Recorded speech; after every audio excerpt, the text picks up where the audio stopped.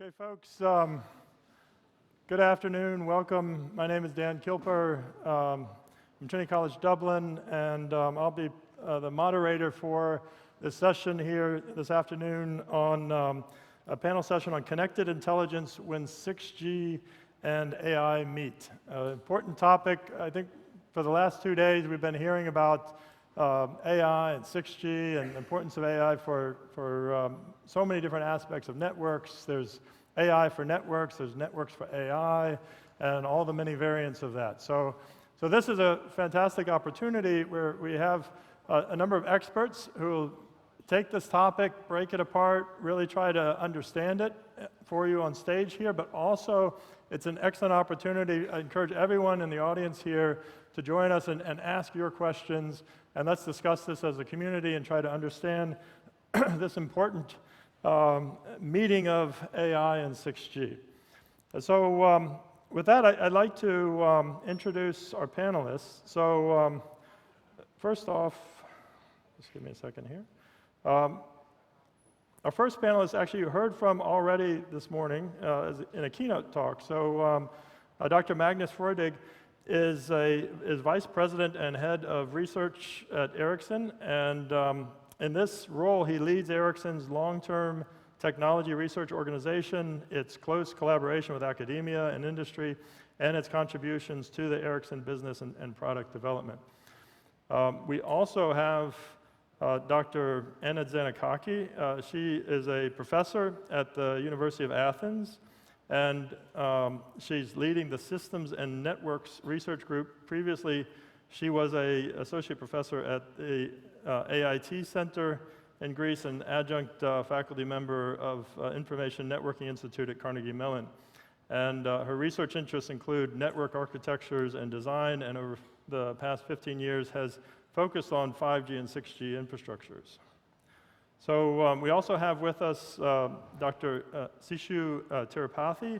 He's a research scientist at IBM Research in Ireland, leading advanced AI and machine learning initiatives on EU projects such as 6G Excel, Sunrise 6G, and more. And while collaborating with both industry and academia, and he has a PhD from Brown University and a master's from Cornell, he focuses on foundation models, AI governance, and incremental learning, and actively mentors early career researchers through academic partnerships. So please welcome our panelists.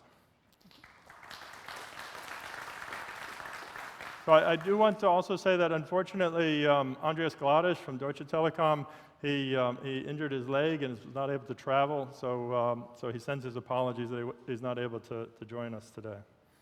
Okay, so to start off, I'd like to ask each of our panelists to just basically give a brief overview of some of your background on this topic of AI and 6G and what the meeting of AI and 6G means to you. And maybe Magnus, you gave us this excellent keynote this morning and very much talked about a lot of that, so perhaps we can unpack some of that through this, this panel discussion.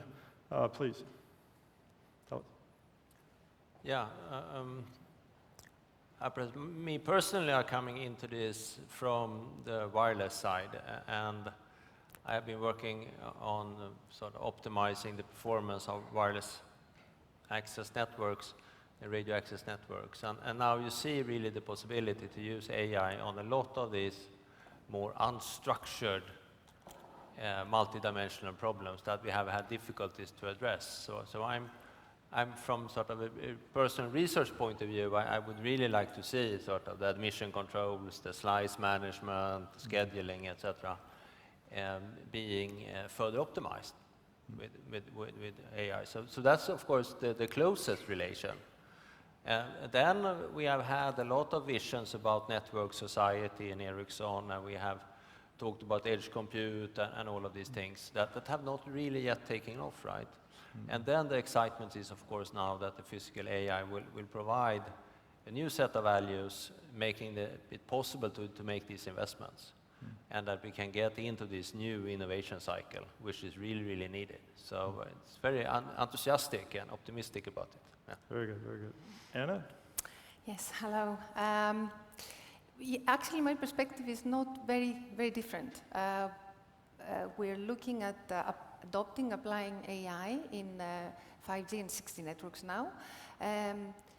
From the network perspective, it was a very interesting talk that you gave this morning, and you talked about how AI facilitates specific applications on top of a 5G infrastructure. That's something very interesting. We have looked at it at various points in time, but in fact, what we focus more is how we can optimally configure, how we can optimize the performance of the 5G infrastructure, being a very complex system with various elements, of course, the radio access network, the core, the transport network. The importance of compute resources is something that we're looking at. So we have been adopting, we have been studying, and we have been applying AI models, trying to optimally configure the individual elements and optimally orchestrate these elements in support of end-to-end services with different objectives. Performance could be one, various types of efficiencies can be something else, so energy efficiency, some type of cost efficiency. So very much in this direction. And very lately, we're looking at security aspects. This is a very important part of our research, and of course, adopting AI can help in delivering security, but AI expands the security surface as well. So we're looking at these aspects of bringing AI into the 5G and the 6G type of infrastructure, with taking into consideration both the multi-technology network domain, but also the compute domain, which spans across a continuum from which very nicely was presented this morning, from the end device all the way to the edge, far edge, and central cloud. Very good, very good. Okay. Seshu, how about you? Thank you, Dan. So my background is in machine learning and foundation models. So in many ways, I'm the title of this talk. I'm an AI guy who is meeting 6G data through these projects that I've been involved in for the last couple of years. I'm kind of involved in two projects. One is 6G XL, where I'm looking at foundation models for time series data and also agentic AI for networking data. And then the other project that I'm involved in is Sunrise 6G, where we are looking at intent-based networking and what are the risks that are associated with intent-based networking and how do you tackle those. So pretty much an outsider perspective with machine learning background, but with my applications in this networking domain, I'm learning quite a bit and kind of interchanging information between AI and 6G and AI. Yeah. Very good, very good. Okay, so I want to start with the opportunity for 6G, right? And Magnus, you went over a lot of this in your talk this morning. So I guess, what are you expecting people to be able to do with AI once we have 6G networks? Yeah. What are the opportunities there? Yes. I think that the development is so fast now on the AI side, right? So it's very difficult to predict 1 or 2 years into the future. Right, yeah. And 6G will be starting in a 2030 time frame, right? So there are 4 or 5 years out. And so you talked about robots and AI glasses and drones and exactly. So I think we will have early adopters by then that have humanoid robots at home, and we are starting to see them being a little bit more sort of affordable and possible to start to use. I'm really excited about that, I think. Yeah. Then of course, I guess the AI glasses is already here, and we have the early adopters already, but they will be better, and you would like to have a more of a conversational type of experience with your AI assistant. And today it's still a little bit that you talk to a machine. You put the question and then you have to wait a little bit, and it works because you know you talk to a machine, so you just wait for it, right? But you would like to have that a little bit more as a normal conversation. I think that would be really exciting, I think. Yeah, and we're seeing more and more like real-time translation with the glasses and this sort of thing, but they're still working off the cell phone in your pocket, so to speak. Do you think there's an opportunity that these devices would actually be communicating directly with the network, and we'd have intelligence in the edge that is feeding more of these devices around us? Yeah, I think from a cost point of view and performance point of view of these devices, it would be a benefit if you could offload. And you can have a longer battery lifetime of your different devices if you can offload compute. And if you offload, you can also have access to more data, and you could do perhaps an even better service, and you can have a little bit more larger model as well. So there's a lot of things speaks in advantage for that. But then we really need the edge compute to be built out and be accessible then for the different AI tools, so you can really have the latest model or whatever it is there. So I think there's a lot of things that needs to fall in place. The good thing is that we can start, we can build a market, we can get this early adoption, we can get everybody a little bit used to using these things without needing the full-blown compute, or not the full-blown 6G either. We can sort of start. And that's really needed, I think, because it will take time to establish these behaviors. Yeah. Is there a kind of a capability or performance level in 6G that you think would have a huge impact on AI, or what are the key aspects of 6G that you think will be important for AI?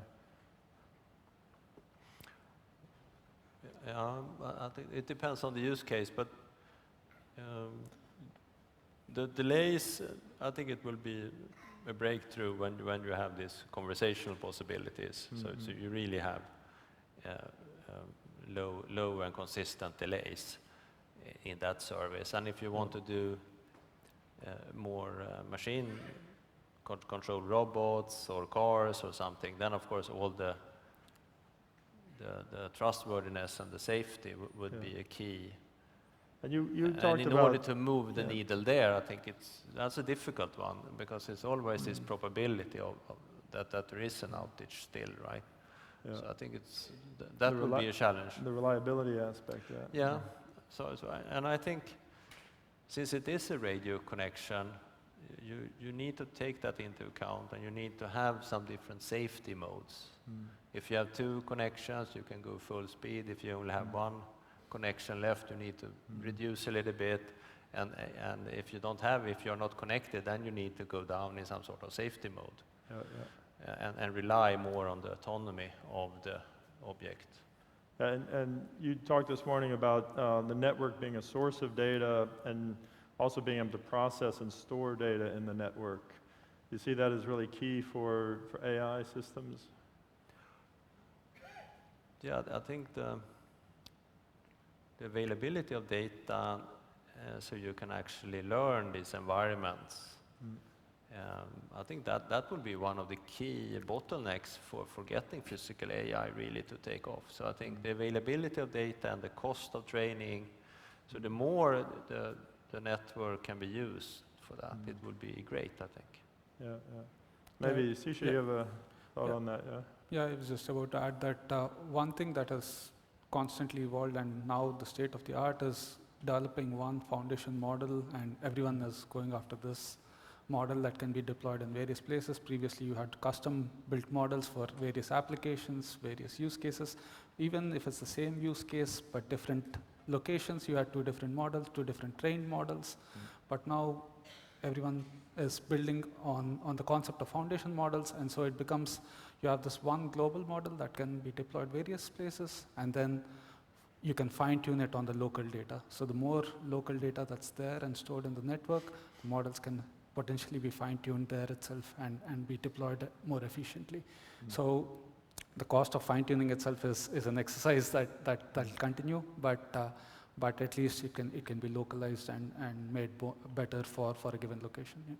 And in the AI community, is it still that the main focus is on the big warehouse scale data centers, or do you see edge as being kind of the critical area where a lot of the new capabilities are coming in, and that'll be a game changer? I don't know.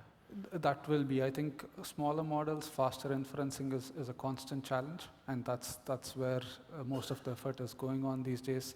It's to ensure that the models get smaller and you can make your predictions as well as training faster. And so as of now, of course, you need these big data centers to pre-train your models, but at least as far as fine-tuning is concerned, you can do it on the edge and make sure that it works as advertised. So. Yeah, I guess I've been hearing numbers of what you need for inference these days that is quite substantial, and they have these mixtures of experts, and so the amount of compute that you need and also the amount of data that needs to flow, I guess, is becoming quite large. Is that right?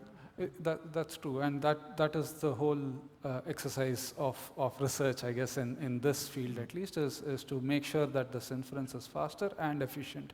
So like reasoning models have been performing really well, but they're very verbose, and so the number of tokens that are generated for a given question is not commensurate with respect to what is being asked.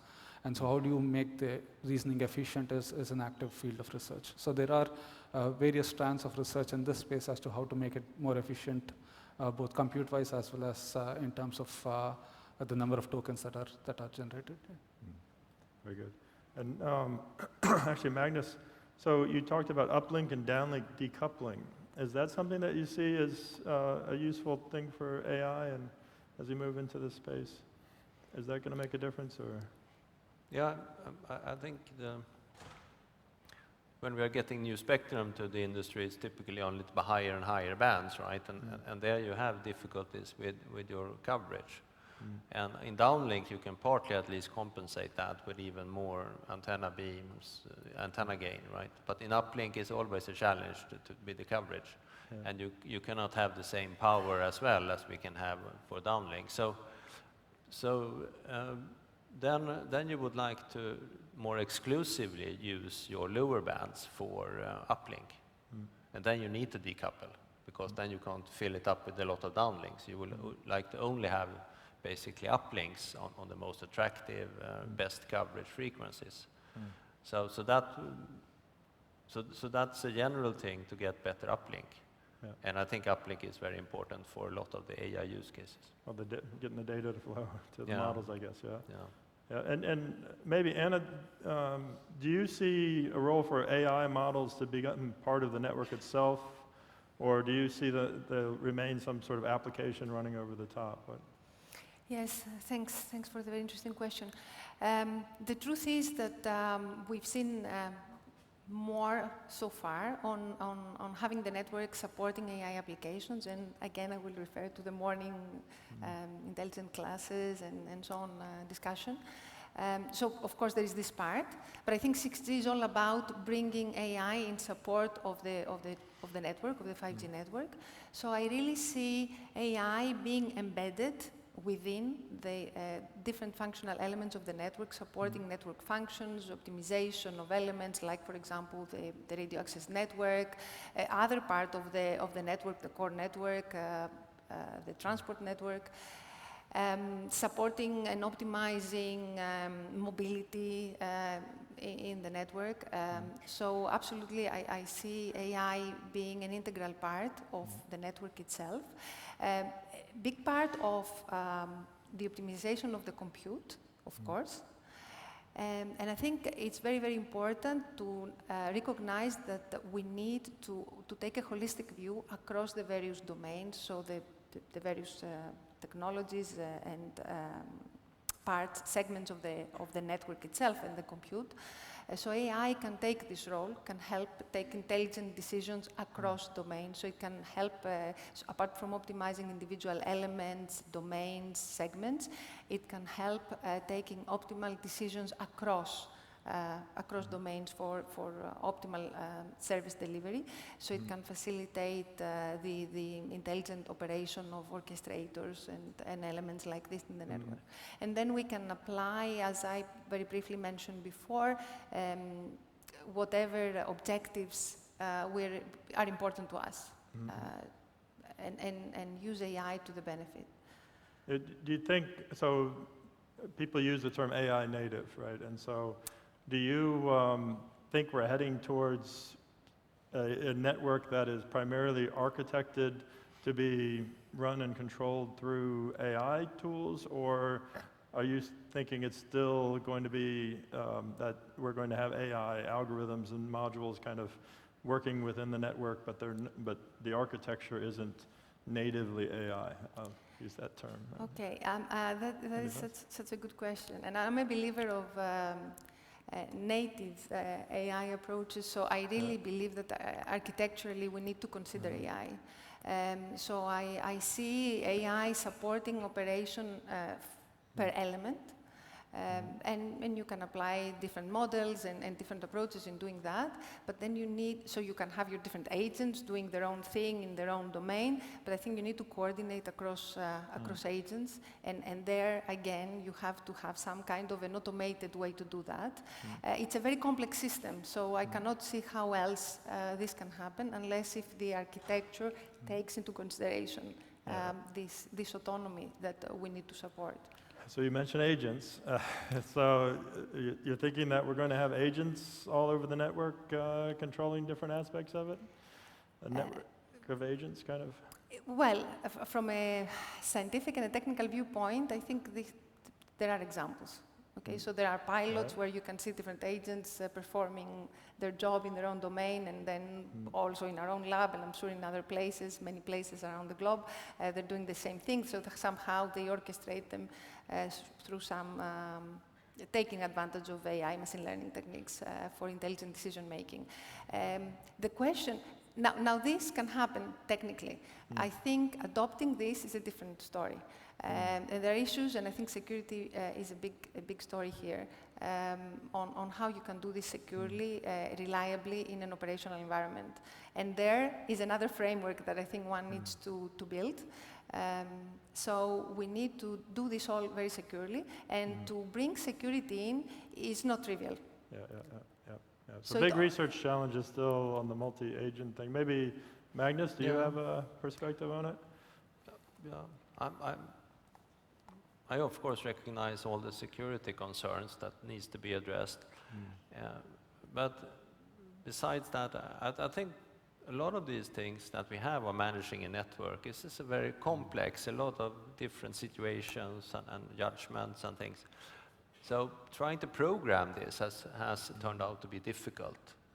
So I really see the possibility to have an overarching agent that sort of divides the task, and if a fault report comes in, the first agent can analyze what that could be, and then the second one can then see what the root cause could be, and then the third one can try different possible adjustments of the network, etc., and you can decide what should be the solution on this problem.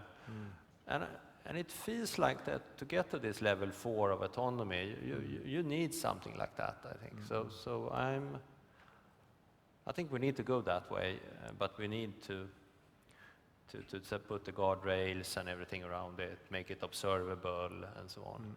And one key tool in this, in order to sort of check if this solution now being proposed is reasonable, I think that's sort of to create this your sort of live digital twin of the network.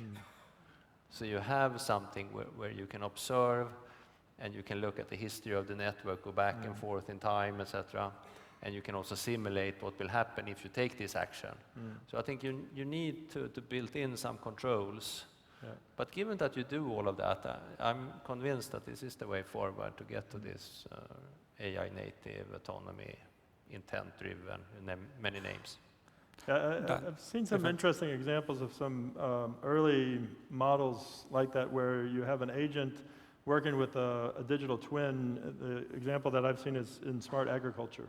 So the smart farm had a digital twin, and then there's an agent that interacts with the digital twin, and then also uses what it learns from that interaction to then control the farm and the watering and the cameras and everything. So I think it's a model that is out there and being used commercially, and it'd be interesting to see how it can work with our types of systems. Sorry, Seshu, you were going to jump in.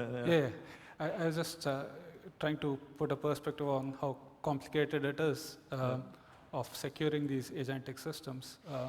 If it's just a single LLM which is providing you the inferences and then it's adapting and learning, you can always monitor it and make sure that it doesn't go wrong. But if it's agent-to-agent interactions, and the whole agentic system has a global aim in itself, and each individual agents have their own mini goals as well. Now, while the agent is trying to, each agent is trying to successfully build upon its goal that it needs to achieve, it might, if there's a security aspect there, how do you monitor that, and how do you make sure that this doesn't have a downstream impact on the other agents? So monitoring and governing these agents when they're interacting and communicating with each other while the global aim of the agentic system is. So how do you reconcile all these aspects is a beast in itself. So that's we hear people talk about guardrails. Is that practical from your perspective? So that's the whole point. Guardrails for one agent for an LLM system is fine. But if you put guardrails for an agentic system for individual agents, then the output of an agent acts as an input for the next agent. Now the guardrail will have a downstream impact on the next agent and how it performs. So how does this whole system work together would be a true challenge. So guardrails work for LLMs, for agentic systems, and individual agents. And how many agents can you monitor? Do you group the agents and then have a group of agents to be monitored together? So there's a whole field of research that can be explored there. So a number of interesting challenges this raises.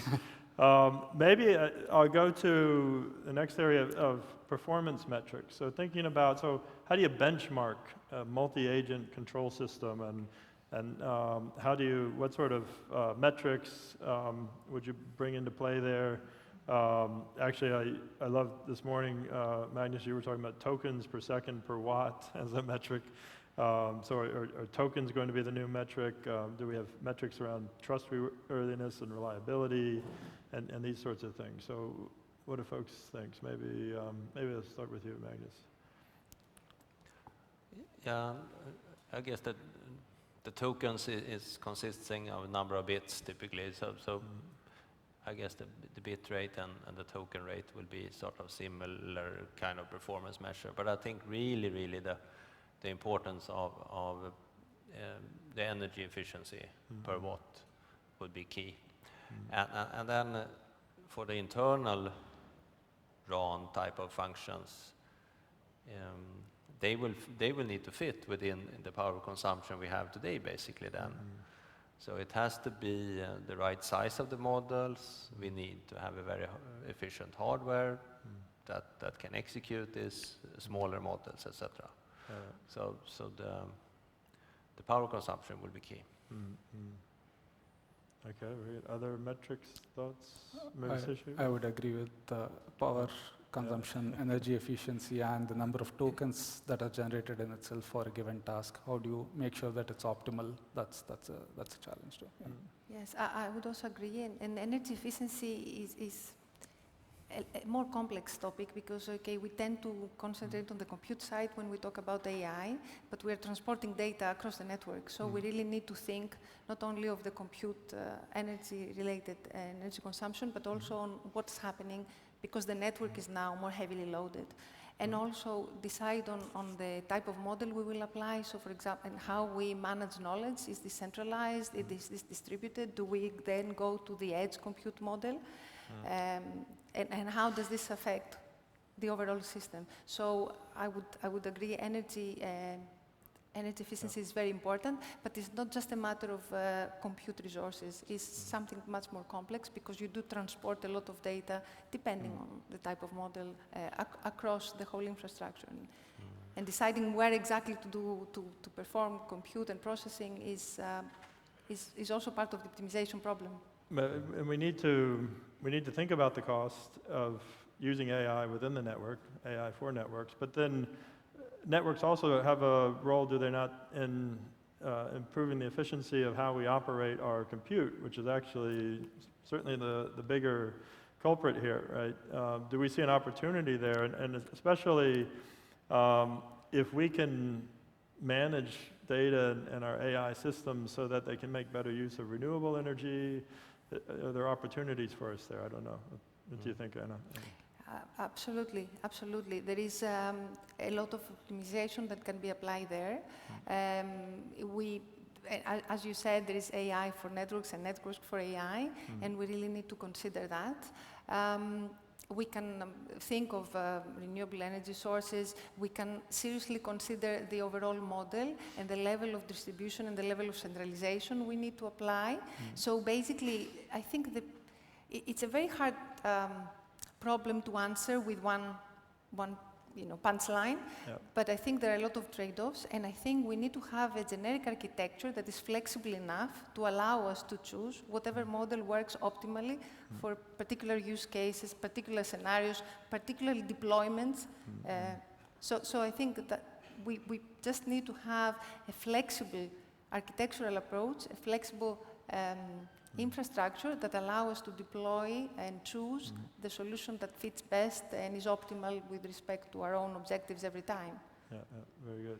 Magnus, your thoughts? Yeah, I think one interesting thing is, of course, that typically base stations are equipped with battery backups, and development on these could make these more powerful.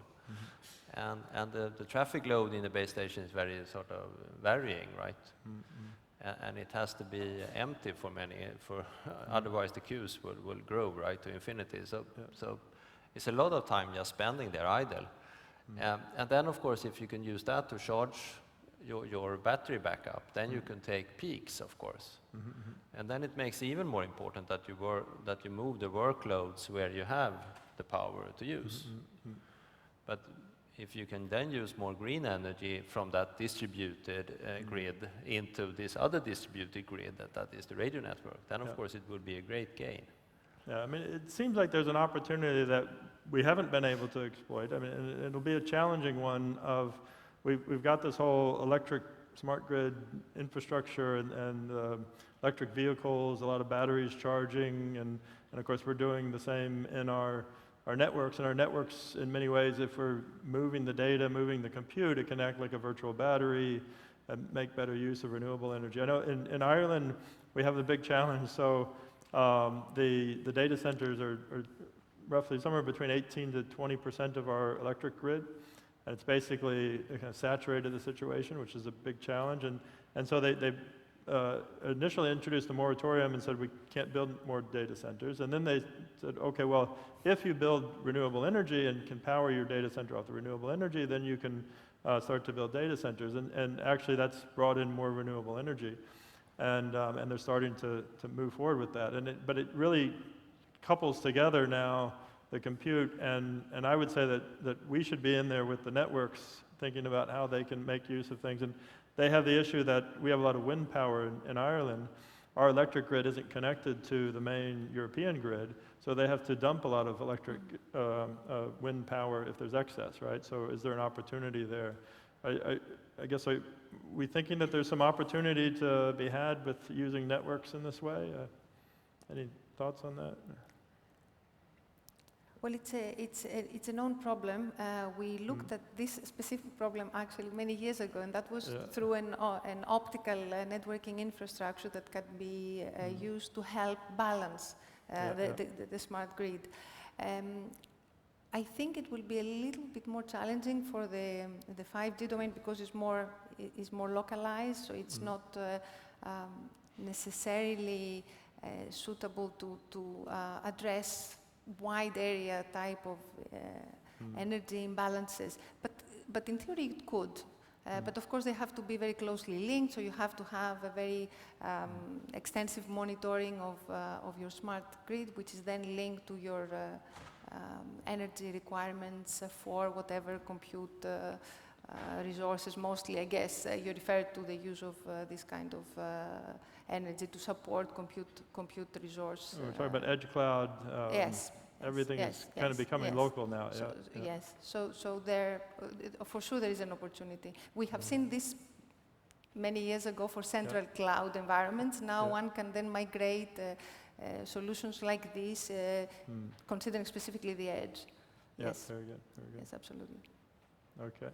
Any other thoughts on the sustainability question? Yeah, we talk here about the cost and the difficulties, but it could also, of course, be so that from a sustainability point of view, it's worth to spend the power, right, on controlling things more in a better way in order to be more efficient in whatever you're trying to do, right? Yes. If it's in transportation or whatever it is. So that's, of course, the upside.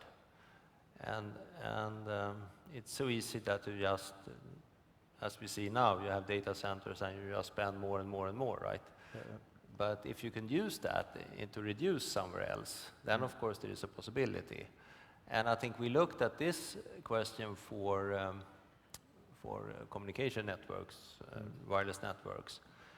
And then I guess if you could use more 5G networks in order to reduce 5% in farming or something, that would be a huge gain, right? Because farming is one of the more heavy emitters of CO2. The farming, Yeah. yeah. So then it would be a good idea to spend a little bit more on the communication in order to optimize something else. Exactly, yeah, So you need to take that into account as well, of course, right? Yeah, that's always been a promise. I think, was it concrete production is the largest CO2 generator in most economies. So if you can find a way to make that more efficient, right? So maybe let's get back to AI a little bit. Maybe the question of in what ways is AI changing networks, and what do you see as the biggest changes we might expect for networks in 6G in relation to AI? I don't know, maybe Anna, we'll start with you. So how is AI changing our networks? I think I will start with the point that Magnus made. I think 5G and now 6G is a very complex system.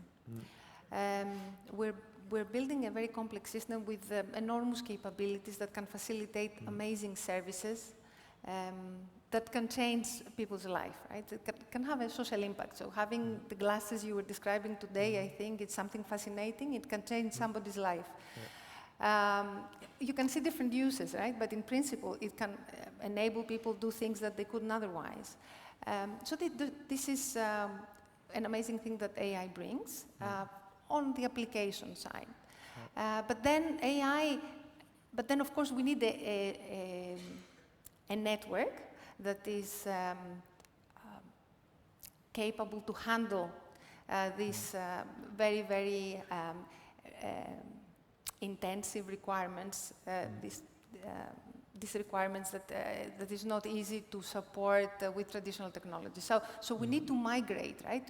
We need to migrate to this next generation of this very capable network that can actually support the fantastic capabilities, the new services bring. And then AI is there to support exactly this, because we need increased degree of efficiency, we need increased degree of optimization in a very complex system. And I would agree very much with the point made previous by Magnus when we were discussing agents. This is a very complex system, so you have to somehow bring autonomy into the game. You have to somehow autonomously control individual elements and autonomously orchestrate these elements. There are challenges in doing that, but we need to solve the challenges. Otherwise, this cannot work, right? So that's, if I could try to, at a very high level, describe how I see AI playing a role in networks and why, that would be. But it certainly changes our traffic patterns, I guess, right? Absolutely. In big ways. And to the question about uplink versus downlink as well, right? So if today we're mainly looking at Netflix videos and this kind of thing, instead we're sending video to a model that's going to interpret that video. That's a lot of uplink data now that certainly wasn't there before. And the determinism of traffic flows, I guess, is becoming stronger now. They can predict the patterns more, especially on the training side, This is absolutely true. So the use of AI does affect the network. So it's there to solve specific problems, but then it does influence how the network operates. So this has to be taken into consideration. And yes, the point of data sets was briefly mentioned before as part of this discussion. But what we see is that the community is putting more effort recently in trying to identify the correct data sets to use for training. And it can be real, but this is not really, unfortunately, so easy to get. And there we see initiatives, and we see that in places even like scientific conferences and journals in trying to trigger people to create data and share data with the community, but also we see it from the European Commission perspective, that they create initiatives where people identify optimal ways to create this kind of data. So we go into emulation platforms, we go into, for example, network digital twins that we use in a protected environment where we can actually create realistic data sets that can be used by the community. So indeed, this is a real issue, but I'm aware of a lot of effort happening within the community towards this direction. We need to absolutely address this before we can rely on something that can be reliably applied and used, particularly in an operational environment. Yeah, so a lot of discussion around the data problem that you're getting to there, right? And I guess two solutions that people have been looking at now is one is to just go behind the firewall of the network operator and do everything there, bring your model, train it up back in that space and work in the proprietary side. That doesn't help research a lot, right? It makes it difficult to innovate, right? On the other hand, there's research networks and deploying more research infrastructure in the real world where you can now actually collect data. It doesn't have the same restrictions as a contractual network operator situation as an opportunity there. Do you see those two as the main approaches, or are there other opportunities to deal with the data problem? I don't know, maybe Magnus, do you want to, how are you all thinking about it? Waiting a little bit with the research aspects on it, but looking at the system, the radio access network, I think a lot of data will be generated and consumed in layer one sort of thing, right? You must increase your observability, etc., but that data will be sort of used more or less directly, you will never move that data anywhere. Okay. And then by doing that, you can replace if you have some domain knowledge type of function with trained models instead, and use these then in inference in live traffic. And I think we will take one step first where we are replacing a little bit so domain knowledge algorithms one by one, sort of adding and building up. And then perhaps you then realize that you could free up some of the structure and let sort of combining a few of these into larger AI models instead. You could see such a development. But the risk with that is that the models gets too large. To keep a structure and learn particular things will keep you within smaller models, I think, which are faster to train and less costly to use from an energy point of view again. So I think this is a very interesting research area on how quickly or what steps can we take this forward. And then, of course, you get everything loose, so just two units meets, and then they figure out how to talk to each other and create the protocols and everything on the fly. But that tends, at least for now, to be less power efficient and But lighter weight models, they can work with less data. Yeah, I think that's the first. Locally, That's to me is the first step. Okay. And then when we have learned that step, we might realize that we can take one more step, perhaps. I think that's an interesting development. If I can just add beyond what Magnus and Anna said, so there's networks for AI and AI for networks. There's one more thing that I've learned through the two projects that I worked on is networks to improve AI models. So there's quite a bit on even the data that's there right now, at least the data that you guys have provided to us. sub-second data is not as easily available or is not as common in domains outside networks, it looks like. So I worked in other domains like wind energy, solar, and water, and other domains. You don't see true value of sub-second data, which seems fairly common in communication networks. Consequently, what happens is the foundation models for time series, for example, are all in the range of seconds to hours to years, and there's nothing in the sub-second domain in that range. And so this kind of data set can add value to these AI models. When they're used in pre-trained models, they become more generalized. They help in covering a broader spectrum of problems. So that's one. And then same with intent-based networking as a concept. It has existed much before LLMs. It's probably a concept that's 10 or 12 years old, and it gained momentum with LLMs, but it's a genuine use case that came prior to ChatGPT and all. So there are quite a bit of use cases and data that's there that can be leveraged to improve foundation models in general, I think. So. Yeah, but it's a good point about if you want millisecond power data. So my understanding is most commercial hardware doesn't support that, or at least doesn't expose it. I guess the normal reporting cycle is something like 15 seconds. Is there, I guess, speaking from the system vendor side, is there interest in trying to report more metrics with finer time granularity and these sorts of things, or do you see it moving in that direction?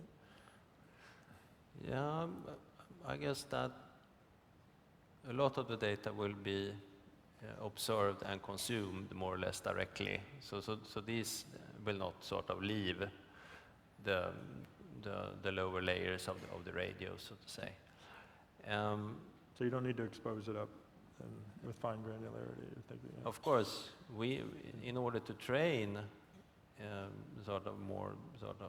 the foundation of the Telekom foundation model or a radio channel foundation model or whatever then of course you need this data. And I think that will be difficult for industry to share, partly because when you get that data you can almost sort of understand how we are constructing our radios and things, right? So it's very sensitive data for us, I think. Yeah. But it's not so difficult. You can measure this and get IQ data out of something. So it's possible for, I think, this is not sort of rocket science. I think you could create such data sets in academia as well. Yeah, and test setups and things.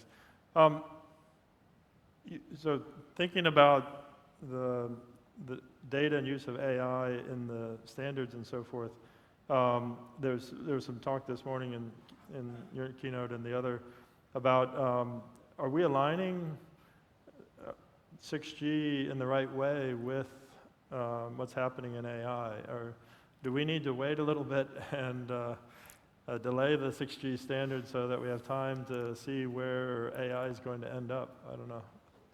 What do you think? Then I guess you need to wait forever, I think. So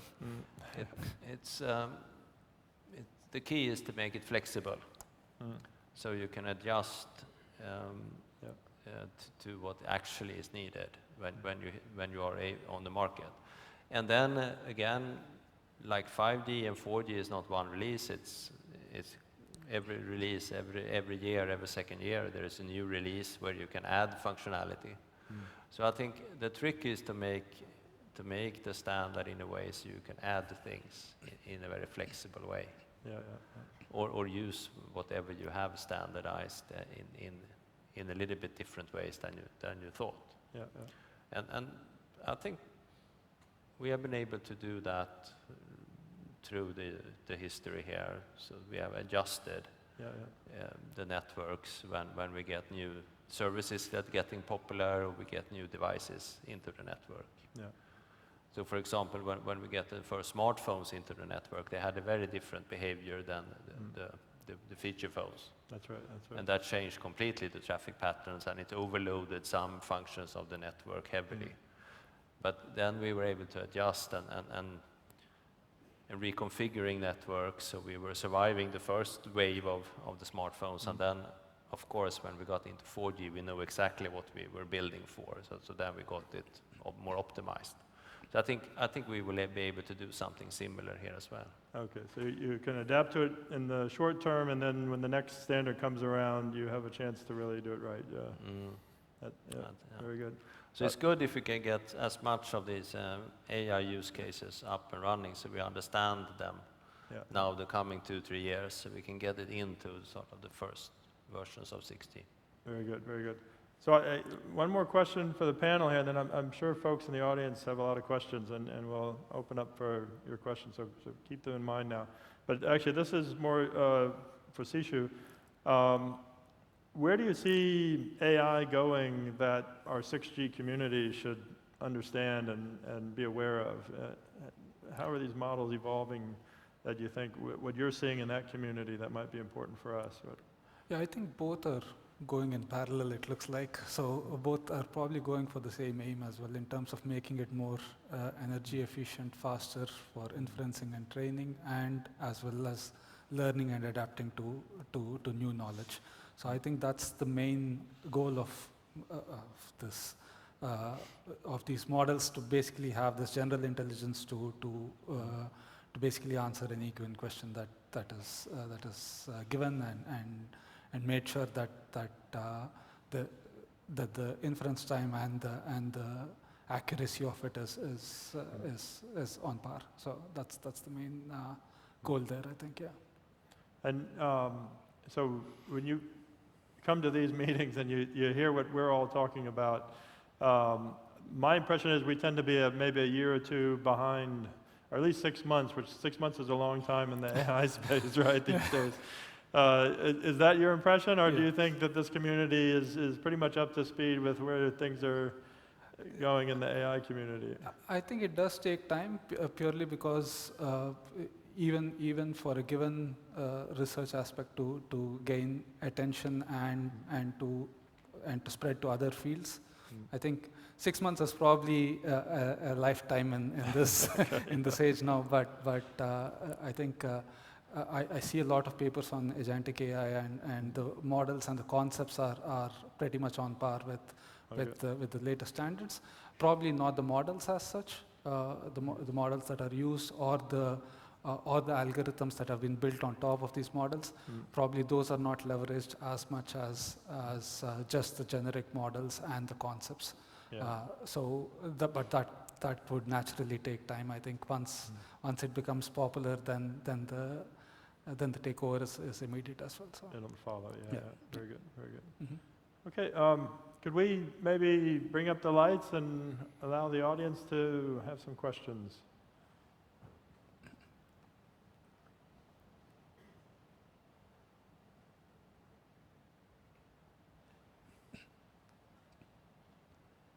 Anyone in the audience, raise your hand. We have a microphone that we can bring around. There's one popped up right here in front.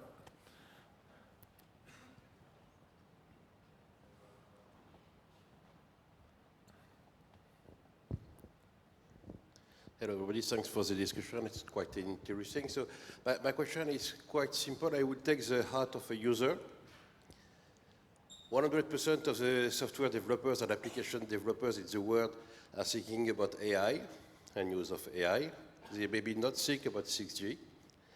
So my question is, to whom I have to talk to as a user if I want to develop added value with AI to my applications?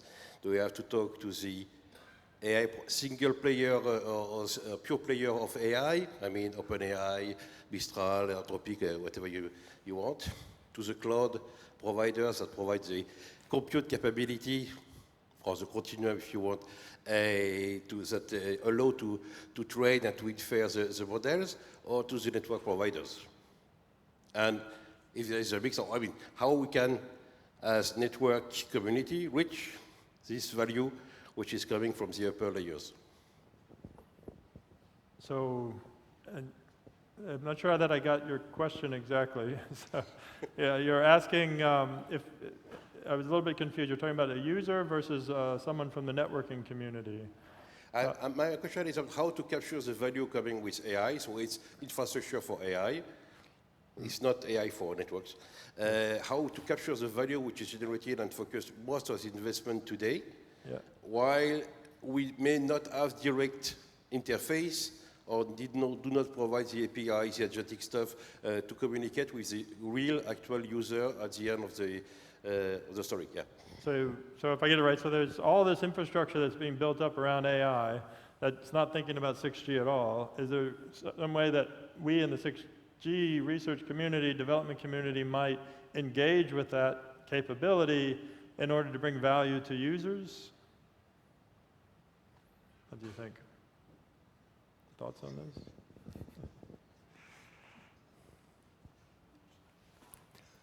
I guess we're doing that, are we not, with the large language models? As we build these agentic controls, we're taking agents that were built up for general purpose, and now we're applying them to networking. By the way, I may help because we have some needs of vertical, so we cannot build a system and services which are resilient if there is no network. So networks are mandatory in the pictures. The point is that most of people forget that.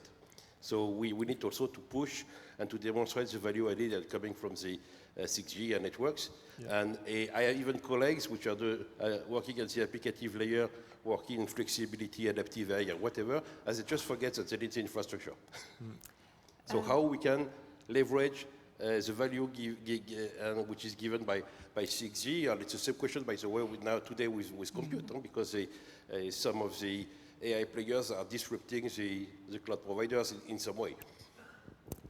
Maybe an attempt to answer, Please. if I understand the point. Of course, the vision of 5G was to create an environment where we could provide services for users, different type of users, so have the support of a number of verticals with different requirements. And I think this is still the vision. We now have more tools, like, for example, intent-based networking, so you as a user can come and give a high-level description of what you want your infrastructure to do for you.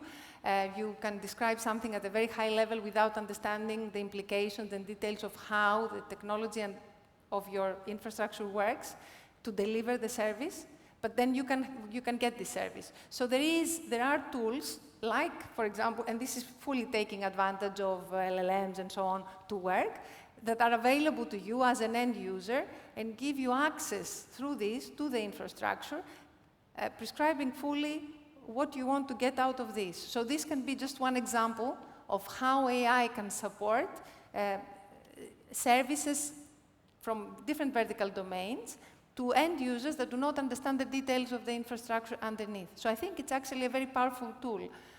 Sorry, it took me a moment to understand the question, and I'm not sure that I did fully answer, but just to give you an example of how at least I see 6G supporting end users without access or even detailed knowledge of the 6G very complex ecosystem.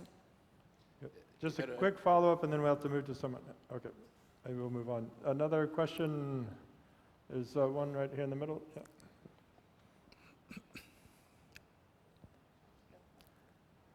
On the other side, yeah.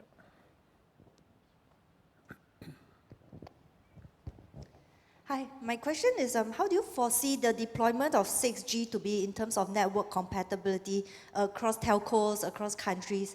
Because we talk about the key is to set up a flexible architecture, which means that there likely will be different implementations, different, AI orchestrations across different networks. So, for example, as an end user, if I have a phone, is it going to be the case when back in the olden times, when you go to somewhere with a different architecture, different network, you can't even roam, for instance, and connect there. And even within the country itself, if you've got a few telcos, there's going to be different implementations. Do you think, how do we ensure the compatibility of now, so it's such easy access, you have one phone goes across the world? I think that's a good question. I can try. Okay. I think the first thing is, of course, that we are able to now keep the standardization together, so we get at least the air interface the same, right? Because then you can have the same chipset in the phone, and that could then work in all the different regions of the world. Then the networks will be managed differently, configured differently, and so on. And I think that must still be done in such a way that roaming users then can use it, of course. But then I guess we have already a divide, so to say. There are different internet companies in different parts of the world, so there are different compute providers in the different part of the world, right? So it's already sort of divided on this. So if you go to China, you can't use Google, right, and the opposite, and so on. So I guess these things have already happened. Yeah, and the partly. capacity is very different in different countries Yeah, and regions. you get sort of a different experience still, right? Hopefully you are able to perhaps get back to your home region to use at least the services that you have at home or something. Yeah. But it is a challenge, I think. But from more the economy of scale for the industry, I think the most important thing is to keep the air interface together so we can have one market for all the device chipsets. To get devices availability and the richness of devices, etc. That's extremely important. Then, of course, for infrastructure vendor, it's simpler if you can do one implementation. But I guess we could have a little bit easier to do different versions. But we are striving now to get it into one. But end to end is not. That will never be one. That's already divided, I think. Could I just a very quick comment? Of course, I fully agree. Maybe, and that's just a vision, the answer is standardization, right? So I guess it's important to define standards quite concretely and ensure adoption of the standards. And I think that, from a vision perspective, I fully understand the differences across the world, but from a vision perspective, it could be, the way forward, addressing very complex systems, with very many deployment options and technology approaches and so on. But I think if standardization creates a very tight framework, I think some of these problems can be resolved. Again, just taking a visionary perspective in trying to address the question.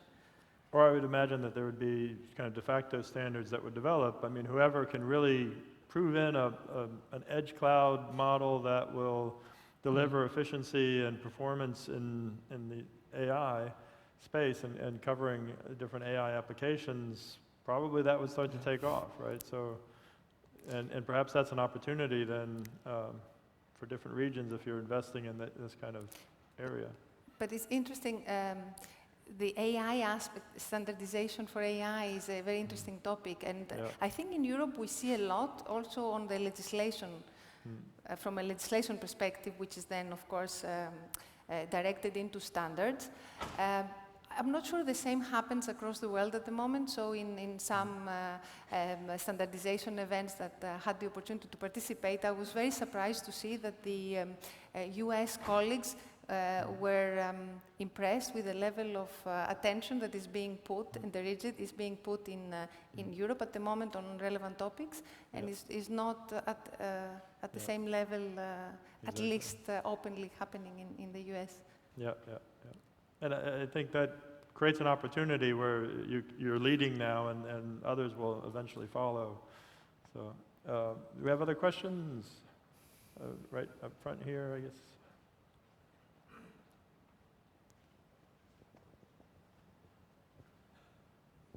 So thanks, Lipsjor Guszewski from TNO, the Netherlands. I kind of follow what AI can do for 6G, this intent-based management and automation, etc. But I don't understand what 6G can do for AI.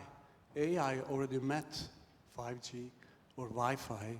So what is so special about 6G and AI supporting AI applications?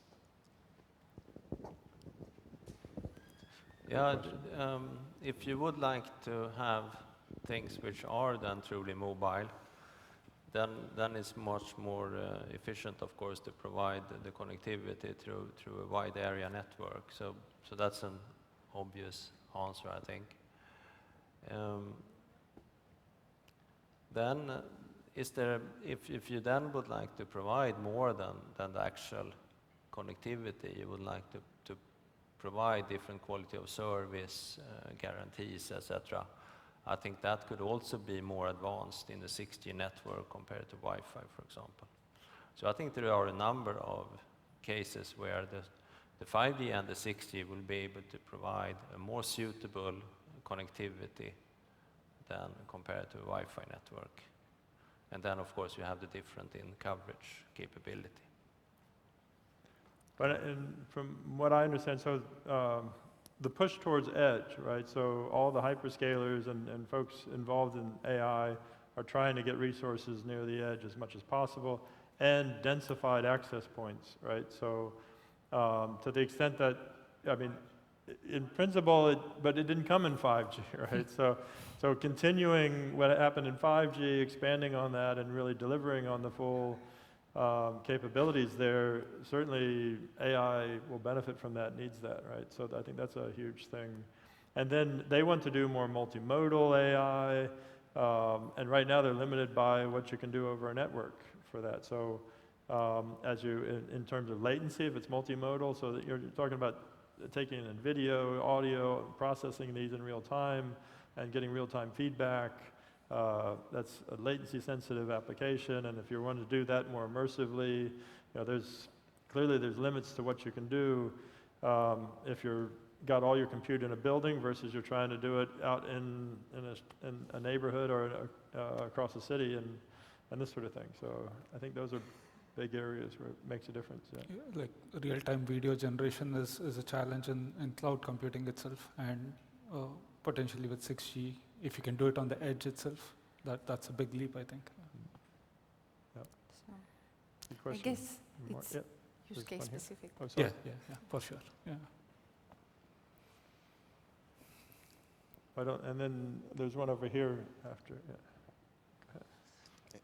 Hi, I have a question or maybe comment on a slide that you showed this morning, Magnus, where we could see that AI can do a better channel estimation than the conventional signal processing algorithm.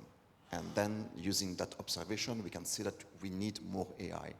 But I don't really agree with that statement. I would say that if the AI is able to do better than signal processing algorithm, it means that we, the signal processing engineer, are maybe missing something, because the AI algorithm and the conventional algorithm are using the same input. In other cases, a fair comparison, meaning that we can maybe use the AI to understand what we are missing and improve the algorithm.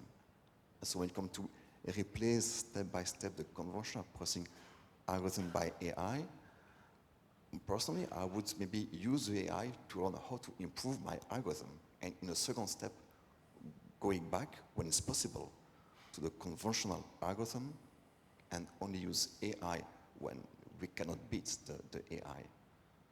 So I just wanted to get your thought. So you can, even for a very well-established problem, you can use then AI and see if it solves it in a different way, and then you can get inspired by this, and then you can perhaps adjust your domain knowledge algorithms based on that. I think that could be one way forward, because that will for sure be energy efficient then in the implementation. But I think in this particular case, it's a little bit more unstructured data, I think it uses, and it will be a challenge to program that, I think. So in this particular case, I'm not really sure if it would be a way forward, but in principle, yes. Yeah, I've seen examples of that work well, where you do feature engineering, right? And so then you determine what features are important, and actually you discover that actually there's only 3 parameters here that really matter, and so now you can go back and look at your fundamentals and say, well, can I construct a heuristic or some algorithm based on those features that I learned from the machine learning? That works quite well. I've seen examples of that. Yeah. Certainly, that's a model. There was one question over here. And then, Yeah, hi. It's more a question about behavior that comes from agentic AI. As you know, we have patterns, we have peak hours, and usually we just throw capacity when there are more demand, right, for network capacity or radio or whatever. So, but this agentic AI behavior, you can multiply. I don't know how many times, but the whatever the demands, the asks, the probes into the network. So I kind of I imagine that it will be just an enormous demand every second of the night and day in this new regime with agentic AI. And have you any thoughts about how to address that from offering network? Yeah, that's a good question. I guess when you come to the physical AI, then there are something happening around us, right? And these things to happen when we are active in a way. So perhaps the peak hours of this physical AI is when we also have a peak hour, sort of moving from work to home or whatever we do, and interacting with the city or something like that. So perhaps we will see the peak hours of the AI traffic will be similar to us in that way. Then of course we have all the machines doing things, and then you can get sort of your home robot to do the cleaning in the night, of course. Or you can have robots taking over and the cleaning of the city in the night, etc. And that will be completely different, because then we put it on purpose on a time where we are not we want to separate a little bit so they can have more room for doing whatever they should do. So, yeah, it would be interesting to understand. But don't you think that we would use use agents all the time, all of us, even if you're robots or humans? That it, I mean, it depends on your agent, how you design it, right? So it's still a controller at the end of the day, and you can design it to behave a certain way, and also, what is it controlling? Is it controlling something across the network, or is it controlling something local, right? So maybe it's not sending a lot of messages across the network if you have it more focused on the local part, and then there could be just, or maybe it has we talked about a digital twin, so the agent would work quite heavily with the digital twin, and then send occasional messages out to control the network based on what it learned from the digital twin. So there's many different architectures, I think, that you could bring to bear here. That obviously, if you have an agent and I guess there are some notable examples of people who created competing agents, and they went wild and ran up huge token bills and things like this, right? So obviously that's not going to work. That can't work out at all. So, yeah, the only thing we can be sure of is be much more traffic, and I think it will be correlated with us humans. When we are most active, the agents will also be most active. But yeah, let's see. Sure, and also for sure I agree with that. It will be correlated, but also the architectural model is a tool in our hand to decide where to process what. So maybe all this traffic doesn't need to travel continuously around the whole network, but it could be distributed. So whatever knowledge management approach we choose will have an impact.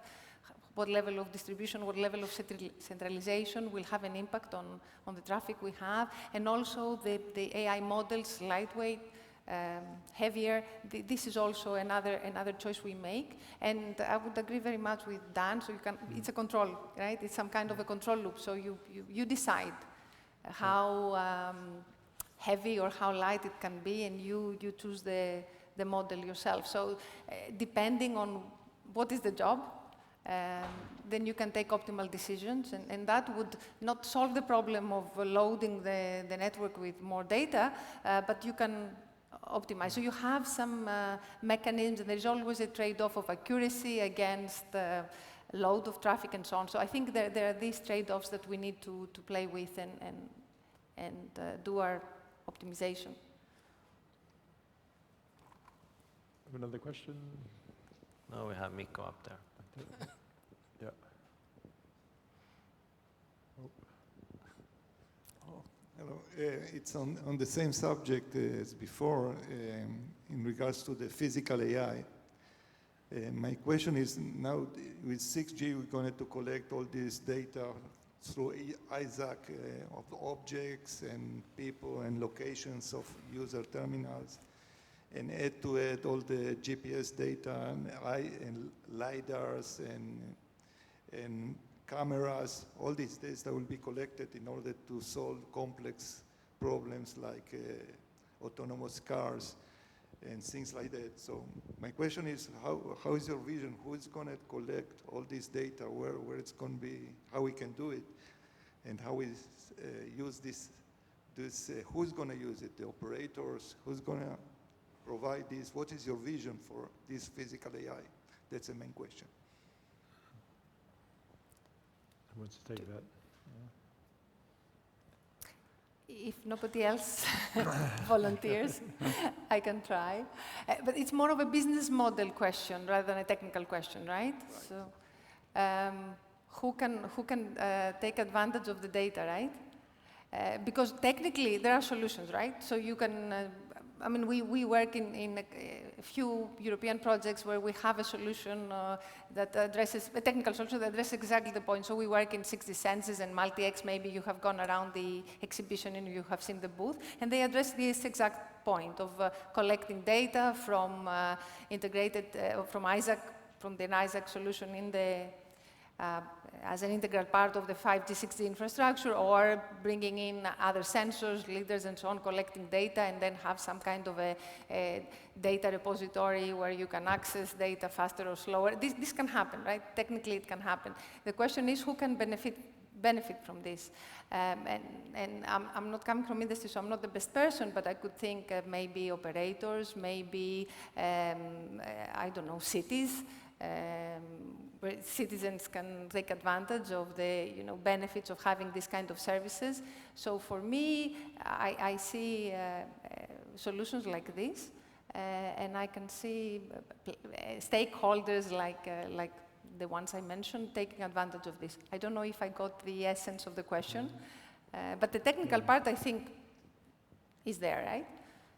I mean, if you're worried who's going to take the data, I think there's plenty of companies that are very happy to take your data, right? And that's part of the problem, right? So, and especially, one thing is to grab all this web data, right, which has happened, and there's issues there. But now we're talking about real physical world data that can have other implications, and so that's a challenge to this whole situation, right? We need to, that's a very kind of human issue that needs to be addressed. And here again, I think we're the front line for that, the networks are, right? So as a community, if we can set the policies and standards and bring forth the technologies that help protect privacy and security and make all this work, that's a great opportunity for networks, and we can make a difference there. So maybe being from academia, I take the more romantic approach, and I'm thinking of cities taking advantage of this data to help citizens. But there is also the issue of security. So in this environment, there is a big issue of security, right? All this data and the sensing of the environment and so on, there is a fundamental issue of security. And I think whatever the solution will be has to seriously address this point. Correct. Thank you. So right behind you there, Yeah, thank you for a great panel. So I'm Mikko Ostolo, Nokia Bell Labs, and on this question from the audience on 6G and what can 6G do for AI, I think that in the discussion, immediate discussion, I would like to, if I may, add to that, and maybe you could continue there. I think that several of these elements were already in your discussion, but they were maybe not taken into account at that moment. And it has been mentioned here also that AI is expected to generate more traffic, and so we need new technology to address and to manage with that traffic, and also do it with less energy efficiency, more energy efficiency, so less energy, and kind of more cost efficiency. Then AI is also expected to generate more different kind of traffic patterns and more uncertainty with respect to the time of traffic and direction of traffic. And also here is kind of for this physical AI, controlling physical AI and looking at the video needed for that, there is more need for uplink, and there hopefully also 6G can contribute. Then also with respect to this physical AI, it was mentioned in other parts of the discussion about these latency requirements for control of the physical AI. And then if I dare, so I would also like to say that after this great discussion, the same theme is continuing in the special session 11. In the application that I have, at least in my phone, there is like a bit misleading old information and also misleading information with respect to that session. So the great discussion continues after break in special session 11, and there is that is led by Nokia. There is Telefonica and Orange and leading academics in the area continue the discussion. But I would like to turn back to discussion more that how do you see this 6G helping AI? Very good, very good. Further thoughts there? I think we basically agree on that. Yeah. Yeah, I think you covered it well there, and look forward to that discussion you mentioned. Yeah. Other questions from the audience? We're a little bit more time. Yeah, one here. Yeah.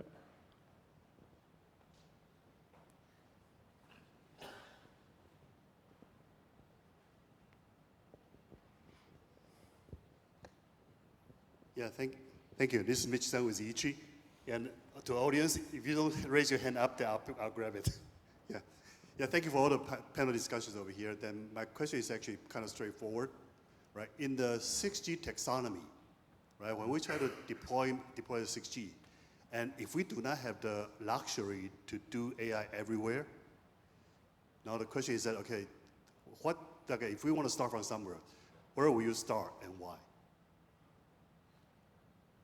Right, just like I say, when we know that people are trying the AI already, right? But then when we kind of move forward to the future, then if I don't have all the resources I want, and I want to selectively start working on AI, and then from somewhere, and then gradually kind of proliferate it to the other part of the network. I probably can guess what the Magnus has in mind, but what about the other panelists think about this?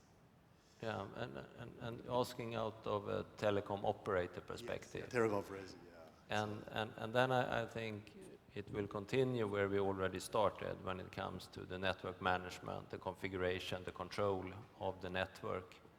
And I think today you are lacking needed functionality for slices, slice management, allocation of resources to slices, admission control into slices, can you create yet another slice, and so on. All of these machinery needed in order to run dynamic slicing would be where I would start. Then it will be AI in the physical layer, but that you will never need to bother about that. It will just improve performance, and it's nothing that you sort of need to configure or see or bother about. It's just sort of a different channel estimation algorithm, and you are not mixing or changing the current one, so you should not change the AI one either, right? It will just improve performance on the lower layers. But from an operator, I think to get to this level of autonomy, level 4 or something, would be great. And then adding functionalities, you can address more quality of service to more users. Yes, I would fully agree. Maybe add a little bit the more, if you like, novel features of 6G, so do some monitoring, prediction, and in advance decision making for configuration, but very much along similar lines. Yeah.